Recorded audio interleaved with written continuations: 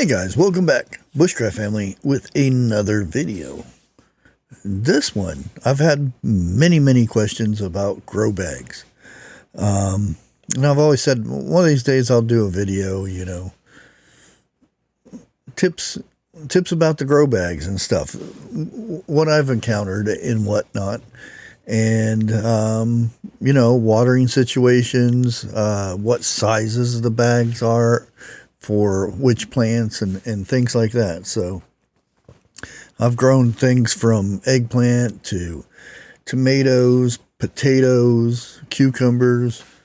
And I'll tell you what I think about them and all that. The first thing comes about sizes of the bags. Size does matter. What size grow bag should you use?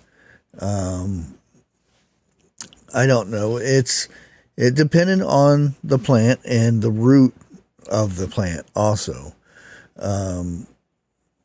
For example, if you were going to grow like a pumpkin or something, those roots get quite large. So you would need something like a 25-pound bag, grow bag.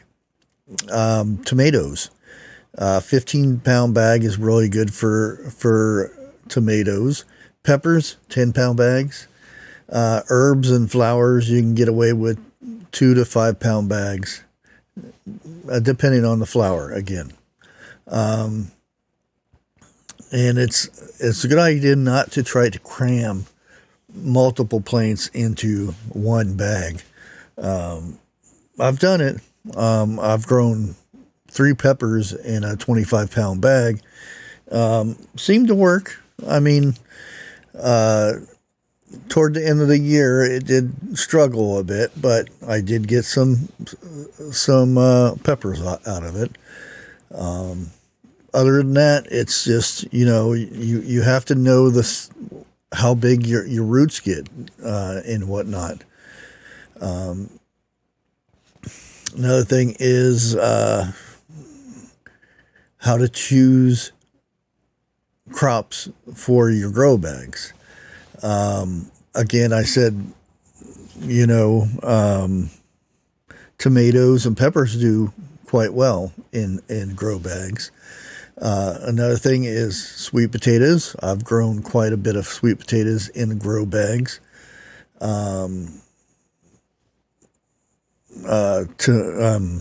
Cucumbers. Cucumbers are good. It's a little bit of a challenge to vining plants, depending on where you're at and whatnot.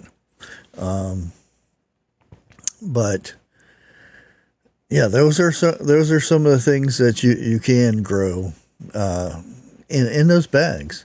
Now, one of the big things I get is how often do I water these grow bags and whatnot. Typically, the grow bags are pretty good because you can actually sometimes see the root growing on the outside of the bags too. The little bitty vine thingies coming down from the outside and whatnot, and thoroughly going through the growing stage and whatnot. Now, the issue with grow bags is they dry out very easily. So they will need more watering than, say, a bucket or a raised bed or something like that. They will need quite a bit more water. And that comes to our next question here is you've got to be more genuine with your, that's a word, with your nutrients, your fertilizers, all that kind of stuff.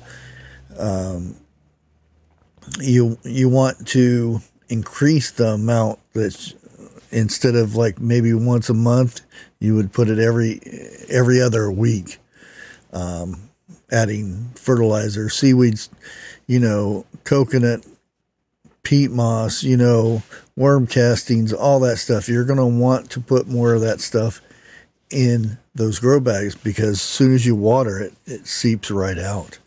There's nothing there to kind of hold it in place.